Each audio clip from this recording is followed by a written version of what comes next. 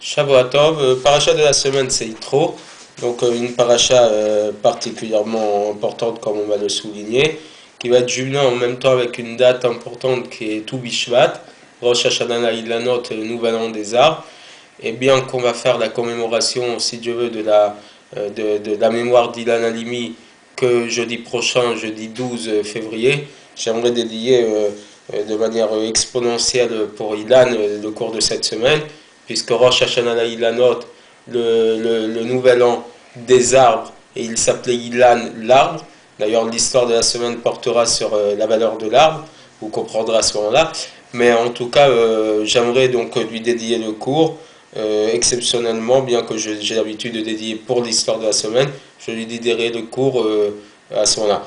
Et en même temps, il y a une date importante qui va tomber en fin de semaine, jeudi soir, puisque c'est comme traditionnellement tous les jeudis de Parashat Yitro, la fête des Tunisins, la fête des garçons, une cérémonie où tous les garçons ont l'habitude de recevoir des cadeaux, on mange des pièces montées, avec des pigeons. Donc, selon la tradition tunisienne, c'est une fête importante, la fête des garçons. Et la fête des filles, je crois qu'elle tombe Rosh Chodesh Tevet. Pendant Hanouka, Rosh Chodesh Tevet. Donc, voilà, c'est pour marquer aussi les minagim, les coutumes, avec leurs différences, avec la beauté de ces traditions qui sont extraordinaires. Et donc, le dos de la paracha, c'est Yitro. C'est là-dessus que je vais m'arrêter, puisque c'est quand même assez contradictoire et assez étonnant que dans une paracha qui apparaît la centralité de la vie du peuple d'Israël finalement et du monde, puisque le don de la Torah, la réception de la Torah, va porter le don de quelqu'un qui est étranger à tout ça, non seulement étranger, mais comme on va le voir, qui représente tout le contraire du don de la Torah. Et donc, non seulement ça, et en plus, il n'y a pas de rapport entre le nom de cette paracha et le contenu a priori qui va parler du don de la Torah. Nous savons que le nom des parachiotes, des textes de la paracha sont précises, et en général, le nom de la paracha contient le contenu de la paracha, symbolise le contenu. Or, ici, la paracha qui s'appelle Yitro, apparemment qu'il n'y a aucun lien avec le don de la Torah. En vérité, le lien entre Yitro et le don de la Torah, c'est le Zohar qui va le révéler, puisque là-bas il est dit que tant que Yitro n'est pas venu et qui a reconnu Dieu, Akadosh Baruch Hu, la Torah n'a pas été donnée. Il fallait que Yitro vienne et qu'il dise Ata yadati kegadol Hashem mikol haElokim. Maintenant j'ai compris, j'ai su que l'Éternel Dieu est le plus grand de tous les dieux, après les miracles de la sortie d'Égypte, les miracles de la traversée de la mer Rouge, et qu'il a reconnu la grandeur de Dieu. Et donc le Zohar, il dit que ça a entraîné une grande élévation dans tous les mondes, jusqu'à qu'Akadosh Baruch Hu a donné au peuple d'Israël sa Torah. Yitro, on le nomme dans le verset en tant que Kohen Midian, le Kohen, le prêtre de Midian. Et sur ça, il y a deux commentaires, deux explications. Premièrement, que c'est un ministre important chez le peuple de Midian, et il était Yoshev Vichvodo Shel Olam, il était assis dans l'honneur du monde, il était très représentatif, c'est un ministre important, un ministre des cultes d'une grande importance, et donc il avait une valeur très très forte. Et deuxième explication, c'est que c'était vraiment un prêtre, c'est un prêtre d'Avodazara, pour tout ce qui représente des idolâtries. Et non seulement c'est un prêtre, mais c'est un prêtre d'une stature impressionnante, puisqu'il connaissait toutes les Avodazara, toutes les idoles du monde. Il n'y avait pas une Avodazara qu'il ne connaissait pas. C'est-à-dire que Yitro symbolise la force et la puissance des divinités qui régnaient à cette époque.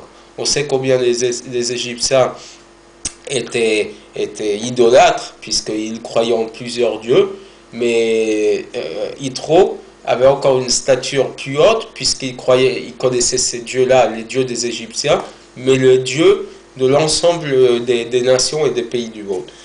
Et donc, maintenant, cette chose peut expliquer pourquoi que la Torah n'a pas été donnée tant que Yitro n'est pas venu reconnaître la puissance de Dieu. Lorsqu'une telle personne reconnaît Akadosh Baruch Hu et qu'il vient vers le Ham Israël, vers le peuple d'Israël, là s'exprime d'une manière la plus forte la puissance et la grandeur de la vérité divine. quand la lumière vient de l'obscurité, quand l'obscurité elle-même se transforme en lumière, c'est la plus grande lumière qu'on appelle Itaron Aor Minachosher, c'est la qualité de la lumière qui vient à partir de l'obscurité, c'est de la lumière qui vient de l'obscurité elle-même. Rajouter une lumière à une lumière, ça n'a pas autant de valeur que d'aller allumer une lumière dans un endroit obscur. Et quand l'obscurité, l'obscurantisme du monde, Yitro, vient dire à Kadosh Baruch Hu est le plus grand de tous les dieux, là c'est la transformation de l'obscurité en lumière, il n'y a pas plus grand que ça, et c'est pour ça qu'Akadosh Baruch Hu a attendu qu'Yitro vienne pour donner la Torah. C'est, comme on a dit, le rapprochement d'Yitro était une préparation au don de la Torah. Et d'ici, on va comprendre aussi, va s'exprimer aussi l'essence profonde qui se trouve à Matan Torah, au don de la Torah. La Torah, elle existait dans le monde même avant qu'Yitro soit là. Les patriarches ont étudié la Torah. En Égypte, on étudiait la Torah, puisque la première chose qu'a fait Yaakov lorsqu'il est descendu en Égypte, c'est grâce à son fils Yehuda de se préparer une yeshiva en Égypte. Partout, on étudiait la Torah. La qualité qui s'est produite au moment du don de la Torah, c'est la force qui a été donnée au peuple d'Israël de sanctifier le monde matériel, puisque comme on l'a répété l'année dernière, avant que la Torah soit donnée, ce qui était supérieur restait dans les mondes supérieurs, donc la spiritualité restait dans les mondes supérieurs, et la matérialité restait dans les mondes inférieurs. La spiritualité n'avait pas la force de transcender la matérialité.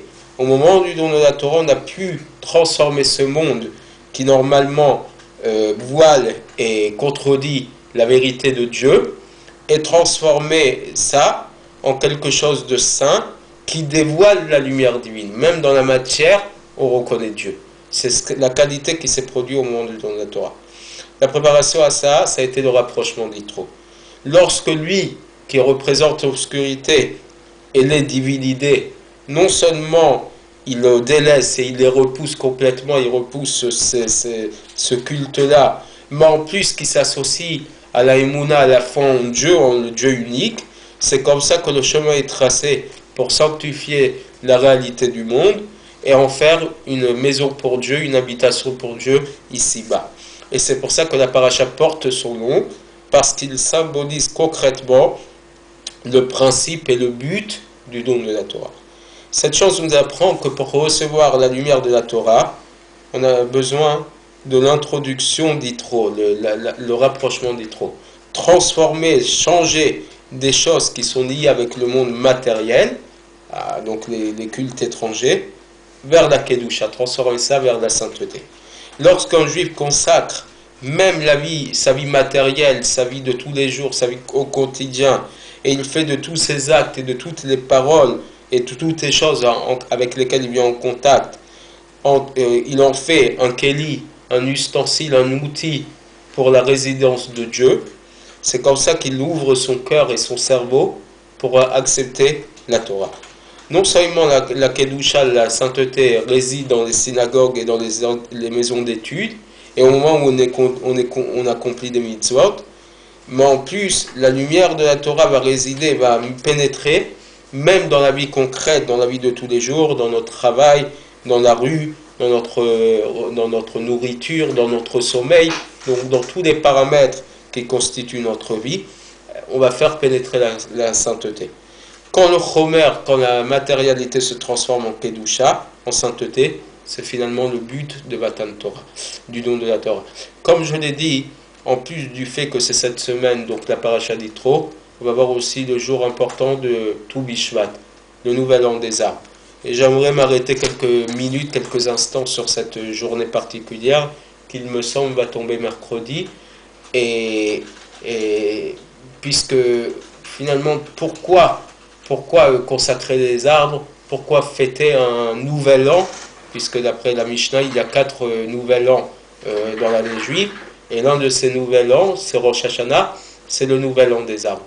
Pourquoi consacrer tellement les arbres, le Ilan, et Ilan Alimi notamment? Pourquoi faire tellement d'importance de la vie végétale, de ce que représente cette vie-là? Alors pour expliquer ça, on sait qu'il y a un verset de la Torah qui nous dit qu'il y a Adam et Tsasadeh. L'homme est représenté par l'arbre des champs. L'homme est comparé aux arbres. biologiquement, naturellement, on peut déjà l'expliquer par rapport au fait que l'homme a une valeur comparable à l'arbre. Dans la mesure où pour pouvoir planter un arbre, qu'est-ce qu'il faut? Il faut donc planter une graine qui va se putréfier, qui va pourrir, et qui à partir de là va faire pousser un arbre. Mais ce qu'il y a aussi et c'est finalement la même chose qui existe chez l'être humain, puisqu'au moment où les parents conçoivent un nouveau-né, c'est cette goutte qu'on appelle une goutte nauséabonde, ce spermatozoïde qui va pourrir dans le ventre de la mère et qui va plus tard donner naissance à un être humain, un nouvel être. Ce qui est étonnant par essence, puisque normalement c'est à travers une disparition, une putréfaction que se crée quelque chose de neuf. Mais en vérité, l'arbre est aussi représentatif de ce que représente la Torah. On appelle la Torah Etz Chaim, l'arbre de vie, ouais, l'arbre des vivants, puisque finalement, et on compare aussi la vie de l'homme à un arbre généalogique, d'accord? Donc la généalogie, elle est représentée par cet arbre, parce qu'il y a des racines importantes qui donnent naissance à quelque chose de grand. Et j'avais eu l'occasion, lors de l'année dernière, de la commémoration de l'Ilal Halimi, de rapporter des paroles du Maharal de Prague, qui disait que finalement, où est-ce qu'on retrouve la vraie qualité du peuple d'Israël? C'est à travers ses racines. Mais lorsque l'on voit un arbre, on a l'impression de voir l'arbre avec ses branches, son tronc d'abord, son tronc qui est imposant, les feuilles, les branches, les fruits. Mais en vérité, pour que cet arbre soit puissant, il faut qu'il ait des racines puissantes. Et c'est la valeur du Ham Israël, du peuple d'Israël. Le peuple d'Israël, c'est un arbre qui est souvent malmené. Il a souvent été, à travers des vents contraires qui se sont produits contre l'Am Israël, les différentes pogroms, les différentes destructions, les différentes shohot, holocaustes que le peuple d'Israël a vécu. Les goyim ont essayé de nous détruire. Ils ont réussi souvent à faire flancher le tronc, à casser, briser des feuilles, briser des branches, et les fruits sont peut-être tombés, il en a mis en est un, qui sont tombés malheureusement de notre arbre, mais la raison pour laquelle le Ham Israël, le peuple d'Israël, est vivant éternellement pour l'éternité, c'est parce que nos racines n'ont jamais pu être brisées. Quelles sont les racines de ce peuple? C'est le Ham Israël, c'est la Torah, nos patriarches, Moshe Rabbeinu, tous nos prophètes, tous nos grandes personnalités, qui ont fait que notre tradition est ancrée au plus profond de nous. Et donc même si l'arbre flanche un peu, les racines sont éternelles, et c'est peut-être une raison supplémentaire pour laquelle on doit fêter tout Bishvat avec encore plus de joie, plus de force, s'efforcer d'avoir plusieurs fruits nouveaux sur notre table. Plusieurs communautés mettent sur les tables des centaines de fruits venant de partout. Cette année, il faudra faire attention qu'il n'y ait pas de fruits d'Israël, puisque c'est l'année de la Jachère, l'année de la Shemitah. Mais en tout cas, on a tellement de fruits neufs de beaucoup de pays du monde qu'on a la possibilité de faire une belle fête de tout Bishvat, en espérant que cette année, le mot Shvat, c'est Shenit Basar Besorot Tovot, que nous réceptionnons, que nous accueillons beaucoup de bonnes nouvelles. Et la plus belle nouvelle, c'est de la venue d'Amashar. Shavuot Tov, et à tout de suite pour l'histoire, le Ilan de la semaine. Bye bye.